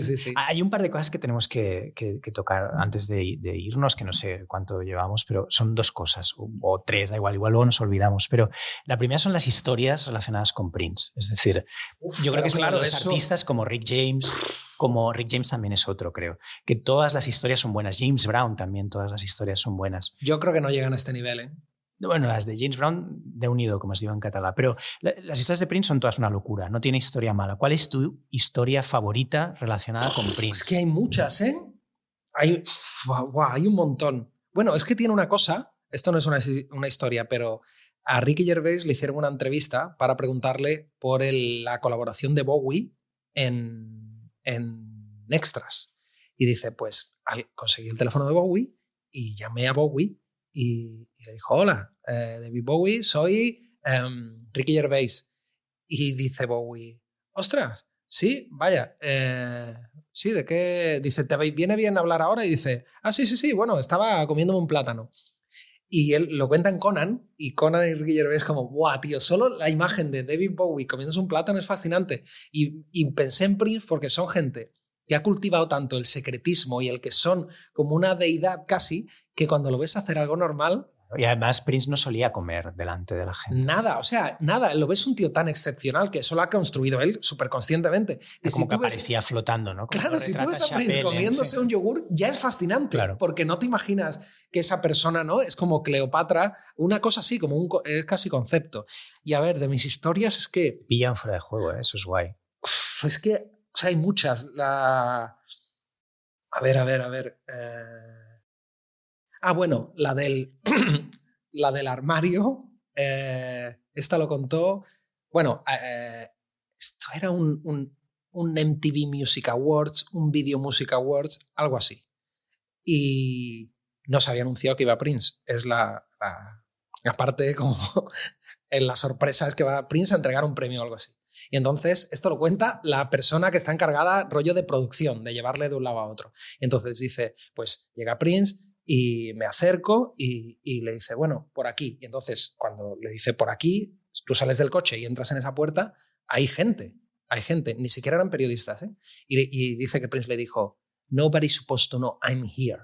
Y ella dice, bueno, ¿qué hago? Y le dice Prince, trae un armario de estos con ruedas, ¿sabes dónde lleva? Y dice, trae un armario con ruedas. Entonces le traen un armario, la típica caja esta para llevar material de conciertos, la típica negra con los remaches estos, y dice, y tenía como un banquito, y entonces pues Prince se sienta, yo cierro, él sale del coche, se mete, yo cierro el armario y empiezo a empujarlo. Y claro, no era un sitio estable. Y entonces empiezo a moverlo y noto que Prince está dando como golpes con las paredes de ahí dentro, que eso es como un frigorífico muy pequeño. Y de repente se oye, stop it. Y se para y dice, y entonces se abre la puerta y Prince saca una pierna, dice, y empieza él solo como a deslizarse con una pierna, y dice, y lo hizo acojonantemente. Dice, no me podía imaginar, lo hizo como si llevara haciendo eso toda la vida. Probablemente llevaba toda la vida. Como si fuera un patinete. Y me flipa porque es lo típico esto de que este hombre todo lo hacía bien, y también tiene este rollo que hablamos antes de show business, nadie, 0 personas deben saber que yo estoy aquí. Aunque sean las 3 personas que están ahí, los 3 operarios, nadie puede saber que estoy aquí. Y cuando yo salga es como la experiencia Prince. Toda esa mística es increíble. Que él cultivó, claro. No, y sí, cada vez se mantiene menos. También la cultura de Internet ya tampoco da mucho pie a eso en las redes sociales. Pero viene, yo creo que también de los propios artistas. Claro. Con Ignasi, con mi amigo Ignasi, una vez hablamos de esto, del mystique que se está perdiendo y tal. Y digo, y recuerdo que la frase fue como, vale, pero claro, ahora Rihanna te hace un vídeo en el súper comprando. Dice, claro, tú quieres ver a Rihanna comprando en el súper, pero comprando algo que tú no te puedes permitir. ¿Sabes? Es guay eso. ¿Cuál es tu anécdota? Yo si tuviera que destacar, es que hay montones y ya sabes que yo no tengo memoria, no me acuerdo muy bien, pero sí que hay 2, hablando ahora no lo había preparado ni pensado, pero sí que hay 2, claro, es un poco lo que tú dices, lo potente de las historias es esta especie de figura un poco irreal, rodeada de esta mística extraña y de esas fragancias, ¿no? Porque dicen que olía muy bien. A lavanda. Sí, exacto. Y... Entonces, sí, decían como que tú olías y decías, uy, Prince va a venir. Vale, y venía, tú estabas en flipar, te llegaba ese olor y uy, ya viene. Entonces hay todas esas historias chifladísimas, maravillosas. Yo me quedaría con 2. Una que creo que solo la puedo aportar yo, que es guay eso, porque me la contó alguien. No puedo decir quién, pero alguien vinculado al cine español tuvo la suerte en una fiesta de los Oscars o de los Globos de Oro. Las que daba en Hollywood. Sí, y me lo contó esa persona. Era una fiesta en su casa luego, en Los Ángeles. Tuvo la suerte de ir porque acompañaba a un poco una expedición latina en la que también estaba Salma Hayek. Penélope Cruz, que se hicieron muy amigos. Y demás. Y bueno, pues esta persona que me contó la historia estaba también. Tuvo la suerte de sentarse. Y la historia es una absoluta locura, pero no por Prince, que es lo que me parece divertida de la historia. Es la típica cosa de que les invitaron a una fiesta, Prince va a dar una fiesta en su casa, todo el mundo estaba flipando. Esta persona que me contó la historia no le podía pillar más lejos. Y fueron a casa de Prince y se sentaron todos porque Prince iba a dar un concierto. Y a esta persona que me contó la historia se sentó un poco eso, pues cerca de Salma Hayek y de su madre, y de la madre de Salma Hayek. Y entonces la madre de Salma Hayek, no sé si en mitad del concierto o antes o después, tuvo que ir al lavabo. Y entonces fue al lavabo y volvió, todo bien, pero al cabo de un rato alguien, alguno de los asistentes de Prince, llegó y dijo, han embozado el váter. El váter está embozado. Y probablemente la madre de Salma Hayek había embozado el váter de Prince. Creo que es una anécdota, es un poco jodida, pero me parece una buena anécdota. O sea, tener la suerte de entrar en la casa de Prince y embozarle el váter, yo creo que es guay. Es una historia que es guay, es un poco anticlimática si tú quieres. Y luego la otra es una historia muy rara y muy jodida y muy grave, si efectivamente es cierta. ¿Qué vas a contar? ¿Lo de Sidney O'Connor? La de Sidney O'Connor, pero creo que es la mejor. De hecho, me parece extraño. Yo es que realmente... no te la crees, ¿no? Es que no sé, porque durante los años ha habido tantas variaciones de esta historia, desde la primera vez que la oyes a la última. ¿Tú cómo la conoces? Estoy escribiendo Sidney O'Connor, historia Prince, porque es una historia muy extraña. ¿Cómo la recuerdas tú?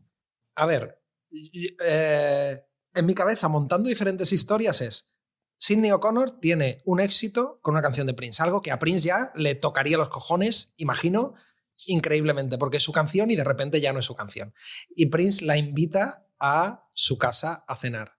Y cuando ella está cenando en su casa, paralelamente le dice, dile a quien ha traído a Sidney O'Connor a la limusina que se pire, que ya la llevamos nosotros. De manera que en la cena, Prince es súper mala persona con Sidney O'Connor, le dice que lleva faldas y que se debería poner pantalones, la insulta, Sidney O'Connor dice, pues me piro, y cuando sale no está su coche. Y entonces Prince sale y se pone a perseguirla a pie.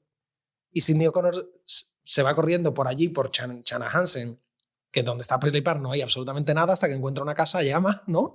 ¿Voy bien o qué? Sí. Estoy intentando leer algún fragmento para que quien no sepa nada de la historia se quede flipando. Llama a una casa y dice, ábreme que Prince viene y que quiere pegarme. Y entonces ella se queda en esa casa hasta la mañana siguiente. Prince no la vería y se vuelve andando a Paisley Park. Es más o menos así.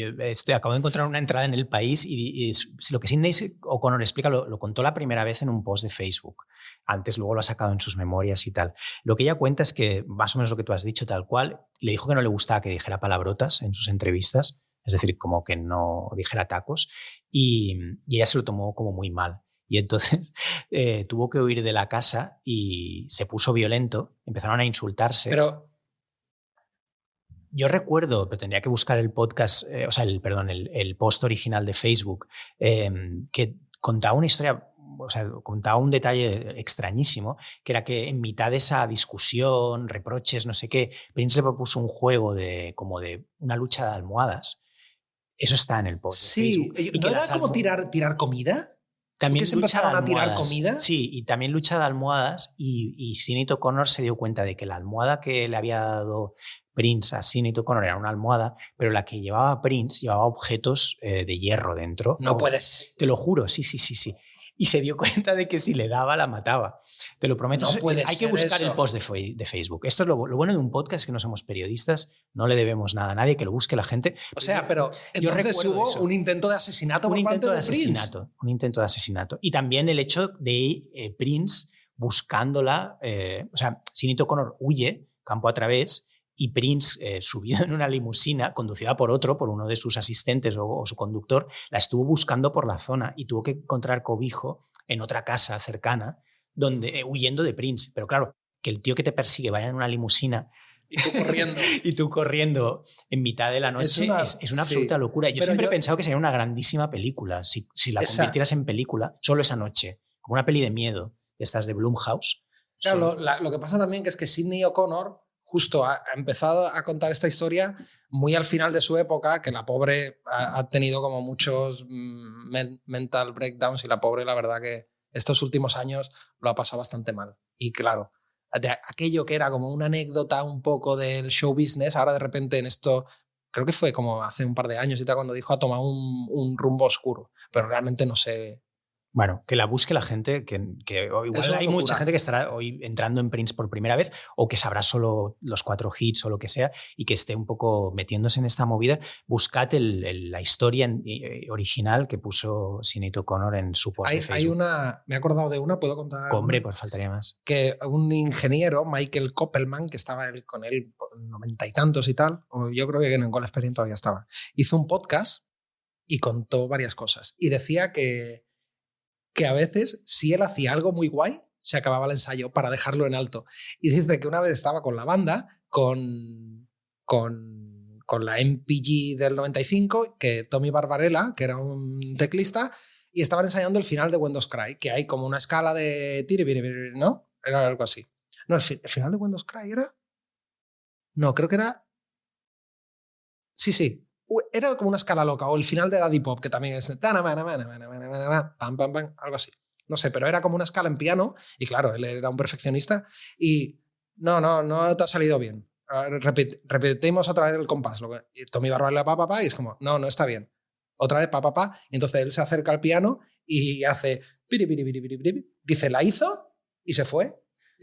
Y el ensayo acabó ahí porque es como... Bueno, él era muy duro con la gente de su entorno, ya con todas estas historias, y son especialmente duras para mí las historias de un poco que cuenta Morris Day, que ha también sacado sus memorias hace poco. Sí, son duras en el sentido de que tenían una relación, pero que no solo con él, lo tenía con todo el mundo, pero con él especialmente, saben especialmente mal por esa especie de relación fraternal que tenían, y por la disparidad de éxito también, o sea, por el éxito mundial y astronómico de Prince y el éxito más relativo de The Time, que al final se movía en un ámbito más de escena, de música funk y demás, y cuenta historias un poco feas, ¿no? Como a veces Prince les llamaba para que vinieran a hacerles de teloneros o lo que fuera, y luego no les dejabas actuar y por lo tanto no les pagaba.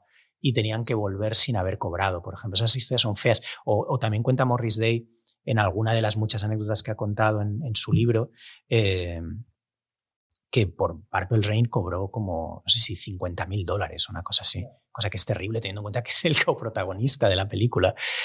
Y eso me lleva a la última cosa que vamos a tratar antes de irnos, Álvaro, a no ser que quieras sacar más temas, quieras hablar de algo concreto, tu familia o algún sueño, quieras contar un sueño. Sé que a la gente no le gusta escuchar sueños, a mí sí, pero tenemos que hablar de Purple Rain. Podríamos hablar de 100.000 cosas relacionadas con Prince. Yo espero que este podcast a la gente, o no, da exactamente igual, le inspire a ponerse a Prince y a descubrirlo. Pero si tienen que hacerlo, yo creo que es muy recomendable reivindicar Purple Rain, ver Purple Rain. Y yo quiero decir, no lo he escuchado en ningún sitio, que ya lo he dicho antes, creo que es una obra maestra, es una de mis películas favoritas de la historia del cine, y no solo porque sea fan de Prince, me parece una película extraordinaria. Es una película que la he visto muchas veces a lo largo de mi vida. Cada vez me parece mejor, me parece una obra de arte. No sé si lo pretendían que le saliera así o no. Y es una peli emocionante y es una fábula sobre la existencia y sobre las opciones que puedes tomar en tu vida, representadas por lo que él trae, ¿no? El de Kit y frente a lo que traen los otros, en ese espacio un poco irreal que representa el local en el que actúan. Glam Slam es... no, First Avenue. First Avenue, tienes razón.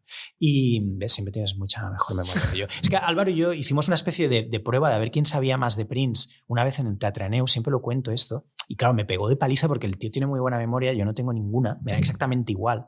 Cada vez me doy más cuenta de que me da igual. Es obsesión más que memoria. Yo no tengo memoria. He visto miles de películas y recuerdo 10. O sea que cada vez pero me importa muy poco los detalles. Pero la cuestión es, Purple Rain siempre se ha tratado como una especie como de curiosidad pop, así como, bueno, hizo esto y jiji jaja, y la gente se la pone para verla irónicamente. Para mí Purple Rain es la hostia. Sí, yo no sabía, no tenía esta concepción. Sí, se ve como una especie de The Room, casi. Te lo aseguro. O sea, al menos fuera de Estados Unidos. ¿Ah, sí? Sí, totalmente. Ostras, pues vamos, ya no porque me sienta conexión con el artista en sí, yo no la he visto así para nada. De hecho, hay una especie de blueprint narrativo que se crea en Purple Rain, porque claro. 8 Mile, por ejemplo, tiene estructura, y luego hay un montón de pelis que tienen esa estructura de Purple Rain, que yo no sé antes si existía ese tipo de cosa como de plano narrativo o de esqueleto narrativo para construir una peli musical. Todas las constantes que luego se han repetido, el conflicto con la familia, el intentar impulsar un determinado tipo de música que no es especialmente popular, pero el artista en cuestión quiere llevar hasta el final por encima de todo el mundo. Y luego tiene, la película es preciosa de fotografía, capta los 80 para mí casi mejor que ninguna otra película, los colores, los neones, las caras, no sé, tiene algo de, también un poco a veces como de cine underground. Sí, tiene un punto como de esto era underground y te vamos a enseñar el Big Bang de esto, en el momento en el que esto explota. Y creo que tiene ese punto de cuando empieza es como este medio submundo y luego a mitad de la peli es como esto ha explotado, toda esta música, y realmente el final de la peli que claro, no lleva el orden, sería acabar con Purple Rain, que parece que es como que la peli culmina en Purple Rain, la historia culmina en Purple Rain, pero luego te queda lo que es Prince, que son 2 canciones que es I Would Die For You y Baby I'm a Star en directo, que es un puro espectáculo, y ya narrativamente se ha acabado. Bueno, todo y todas las que no son tan famosas, es decir, las canciones de The Times son increíbles, aunque por supuesto se hicieron famosísimas, ¿no? De Bert y Jungle Love. Salen las 2 en la película. Y luego las canciones de Vanity Six, ¿no? Sale solo Sex Shooter, pero era Apollonia 6 ya. Claro, era Apollonia 6. Y luego está Sex Shooter es una de mis canciones favoritas de todos los tiempos también de Prince, y me encanta esa escena en la que están como ensayando toda esa estética. Que Morris dice, I want some ass shaking, I want perfection. Es genial. Sí, sí. Y luego para mí en Purple Rain el momento que fue como, uy, esto es una locura, que es el doble act, Computer Blue. No, Computer Blue es. Sí, Computer Blue, Darling Nikki, que la hace. Sí, cuando está como crecidísimo, o sea, cuando está subidísimo, anclado en su movida, todo el mundo claro, está que en contra como, suyo. The Kid is in rare form tonight, dicen, sí. ¿No? Como el Kid está esta noche. Está extraño, que es un poco porque son 2 canciones extrañas, la verdad. Es una película increíble y no sé, para quien no la haya visto la tiene que ver, pero la tiene que ver en serio. Yo no tenía ni idea de este rollo irónico. Sí. De cómo la va a estar. En general las películas de Prince han tomado siempre pues eso como como las películas de Elvis, o sea, como una especie como de cosa... Pero Under the Cherry Moon yo creo que tiene este punto guasón de estamos haciendo como jugando con los elementos de este, y Prince se toma mucho menos en serio porque hace de un gigoló, y cuando seduce a la señora y tal, bueno, ya solo la primera escena esta que dice, cuanto más bebéis, mejor sueno yo. Está tocando el piano. Yo creo que sí que tiene este punto de no nos tomemos demasiado en serio esta película. Bueno, Prince siempre es un elemento que no nos da tiempo o igual sí, porque es un podcast y da igual, pero que es el sentido del humor en Prince. Es decir, yo creo que es algo que mucha gente juzga como desde fuera, irónicamente, y uno de los elementos fundamentales para entender a Prince es su profundo sentido del humor. Es decir, era una persona que por un lado se tomaba increíblemente en serio, de una manera megalómana, pero al mismo tiempo hay todo el rato una especie de distancia irónica y hay un juego no solo en las letras, sino en la estética, en los arreglos. Es alguien que te hace reír también con su música, cosa que no es tan frecuente, es decir, que no tienen tantos artistas. A mí hay la mayoría de los que a mí me gustan mucho lo tienen, es decir, y especialmente de ese periodo. Cameo, por ejemplo, tiene un sentido del humor también brutal. Además, claro, al tener un estudio, poder grabar todas las canciones que le dé la gana, graba canciones solo pues por una risa. La de Movistar, por ejemplo, que es una canción que está muy guay, pero es una canción que es divertida, que no pretende ser como la gran composición ni nada, sino de cachondeo, y él está Chlorine Bacon Skin, sí, o hay una de Crystal Ball que se llama Pum Pum, que es malísima, por cierto, que él en las notas pone, esta canción está grabada solo porque está aburrido en el estudio y tenía ganas de pasar. Bacon Skin es una de esas tantas como... 11 minutos, Exacto. De sketch. Pero Morris Day cuenta en las entrevistas que las grababan así, es decir, cuando Morris Day y Prince solían grabar, y los primeros discos de The Time evidentemente están grabados así, Morris Day estaba en la batería, Prince estaba en el bajo, hacían como 10-15 minutos y eso es absoluto genio. Y más o menos ya situaban dónde iba a ir todo lo demás. Es decir, ellos grababan esa base y casi todas las canciones, y luego las escuchas, realmente hay algo de eso. Es decir, hay algo de base rítmica muy sólida y muy brutal, pero claro, como tecnológicamente todavía no puedes hacer lo que te diera la gana como hacías hoy, ellos situaban más o menos a ojo dónde iban a ir las cosas, y entonces introducían ciertos redobles, ciertos cambios, y aprovechaban esas indicaciones para luego añadir arreglos de todo tipo, no solo vocales, sino... Yo creo que eso también influye en la manera luego de él de componer, porque cuando, claro, él vivía en un estudio, su casa era un estudio, y grababa un montón, y los ingenieros, una entrevista que leí con uno, que decía que tú veías a él que llegaba y ya estaba tocando la batería y veías que estaba moviendo los labios, como que ya estaba cantando esa canción, como para él, medio como para susurrando, iba el resto, para imaginarla, claro. Y en cuanto tocaba la batería, tú como ingeniero todavía no sabías nada, pero él ya sabía de, vale, y aquí esto va a ser el estribillo, aquí va a haber como un break y tal, y luego veías cómo iba construyéndola paulatinamente. Y ya la última, Álvaro, es increíble estar aquí hablando contigo. Acabaré haciendo podcast de 4 o 5 horas, no, tanto no, pero sí de 3 podríamos estar, pero hoy no quiero pasarme, quiero ver cómo va esto. Es el primer Media Offline. ¿Qué canción le recomendarías a quien esté escuchando esto, como para que al acabar de esto se la ponga en YouTube? O actuación en directo, puede ser cualquier cosa, puede ser una actuación increíble en directo, una cara B, ¿con qué cosa es como, vale, si no te gusta esto, realmente creo que no te va a gustar? Pues mira, el otro día escuché, que hacía tiempo que no oía, la primera canción del disco Cam, que son 10 minutos, y pensé, no existe una canción así. Nunca he oído una canción así, porque... Que hay varias versiones. Además. Sí, pero yo digo la del disco, porque es R&B, pero es jazz, pero de repente es como un poco de new soul, y tiene el loop, tiene como las campanas estas de Navidad, y de repente hay un juego con los saxos, y hay un chorrociento de voces y de samplers y de tal, y los loops de repente entran a un momento oscuro y él hace como que te está haciendo el amor, se escucha su lengua en los auriculares y lo escucha con auriculares. Practica como un cunilingus en la oreja. Sí. Y la oreja es la vagina, ¿no? Sí. Y pensé, no existe una canción como esta, no he escuchado nada. O sea, es genial. Igual es no un disco que siempre se pasa por alto y a mí me encanta el Joder, sí, me parece un discazo. Pero hay mucha gente que no le gusta. Questlove, por ejemplo, el batería de The Roots. No le gusta mucho esa época en general. No le gusta mucho esa época. De hecho, él se baja con el disco del Símbolo y yo no estoy para nada de acuerdo. Creo que desde ahí hasta hasta Rainbow Children hay un montón de discos, incluyendo el propio Rainbow Children, que es increíble. Yo si tuviera que destacar, una de las que destacaría sin duda es Housequake, ya lo sabes, ya te la resalté alguna vez, incluso en alguna otra cosa en radio que habíamos hecho, te golpeé con Housequake. Housequake es mi canción favorita o una de mis favoritas, y podría decir 10.000, no sé, Lady Cab Driver es otra de mis favoritas, If I Was Your Girlfriend. Si tuviera que coger algo en directo, todo, o sea, en cada uno de sus periodos, todo, son increíbles. Recuerdo el impacto que me produjo verlo yo en directo la primera vez en el Palau Sant Jordi en Barcelona, presentando precisamente el disco del Símbolo, y la suerte que tuve que mis padres me llevaran luego al concierto de después. ¿Al after show? Sí, porque mis padres en ese punto salían muchísimo por la noche y conocían a un fotógrafo. ¿Fuiste a ese after show? Conocían a un fotógrafo que les dio el chivatazo. No, y fue...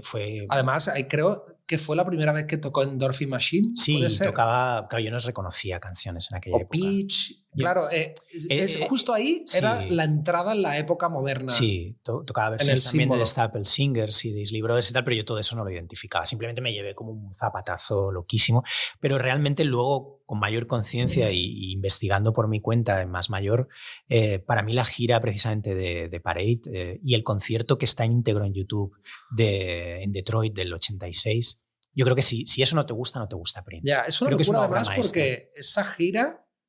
Es rara porque nunca ha cogido tampoco la guitarra. Porque hasta el final desde que hace Purple Rain y luego acaba con otras dos, creo. Pero todo el resto es coreografía y una energía brutal. Y no era normal en él tocar tampoco la guitarra. Y si tuviera que destacar una cara B, destacaría Irresistible Beach, quizá, y ¿cómo es? How Come You Don't Call Me Anymore. Exacto, esa es preciosa. Que hay una versión, no sé si la has oído en el... Hay varias, bueno, Alicia Keys tiene una, ¿no? No, una versión de él. En el de 1999, la versión deluxe esta que hicieron, que es acojonante porque, claro, es un clásico y de repente lo oyes diferente. Que de cara a ver si tuviera que recomendar una de mis favoritas, porque hay un mundo ahí... Diría que Girl es una canción muy bonita, que tiene como poco reconocimiento en la comunidad Prince, pero es una delicia y es como, no sé, casi ni parece de él, como muy sencillita, muy bonita, así, con el ruido de vinilo y tal, no sé. Me gusta mucho. Podríamos decir 100.000, Extra Lovable también es increíble, que hace poco, bueno, da igual, nos podríamos estar 1.000. No sé, muchas gracias Álvaro, ha sido increíble. Muchísimas gracias a Pep Molina, que se ha ocupado de toda la parte absolutamente genial, la realización de vídeo, no se puede pedir más. Es el futuro, nos lo ha traído Pep hoy. El podcast es el futuro. Sí, la realización que ha concebido Pep, creo que no se puede ir más lejos en estos momentos dentro de lo que es el mundo podcast, que es esta palabra un poco asquerosa que incita un poco al vómito. Y también a Sune, por supuesto, que se ocupa de toda la parte de sonido gracias a Playground. Y joder, Álvaro, qué guay que hayas venido. Ha estado bien, ¿no? Hombre, joder, sí. Es lo mismo que hubiéramos hecho si no hubiera sido un podcast. Hubiéramos estado en un Starbucks, ¿no? Sí, hubiera sido la misma conversación tal cual. Estaríamos más nerviosos porque yo si bebo café me pongo como sobre demasiado. ¿A ti te sienta bien el café? Me tomo alguno antes de venir. Ah, sí. ¿Ves? Yo no. Pero también es verdad que he dormido 3-4 horas esta noche, así que compensa. Yo he optado por no tomar café porque me sobreexcita mucho y seguro que hubiera dicho alguna burrada. Así que, joder, muy guay, Álvaro. Y me mola mucho que hayas sido el primer invitado. ¿A que no te lo esperabas? ¿No lo sabías? No lo sabía. Pensabas que eras el cuarto. No, pero me gusta mucho porque, claro, es algo que lo que hablamos antes, que para mí he consumido en soledad y poder compartir Prince siempre es bonito. Ahora ya estaremos siempre juntos. Esto es un poco, suena amenaza, pero no es una amenaza, es una cosa muy guay. Muchas gracias, Álvaro, y muchas gracias a todo el mundo que haya llegado hasta aquí por estadísticas. Y luego miras las estadísticas de las cosas, casi nadie llega al final de las cosas. De hecho, casi nadie pasa de los primeros 3 minutos. Incluso queda gente que está en el gym. Sí. Gente que está en el gimnasio, sí. Lo único. Gente de mi timeline de esta de Twitter que decía, fanáticos de Prince acérrimos, creo que solo han llegado. Muchas gracias, esto es Media Offline y vamos a seguir, supongo, si no nos hunden ya en el primer capítulo. Muchas gracias y adiós. Hasta luego. Media Offline con Carlo Padial. Media Offline. Un podcast producido por Playground. Media Offline. Playground. Carlo Padial, tu mejor amigo online y offline.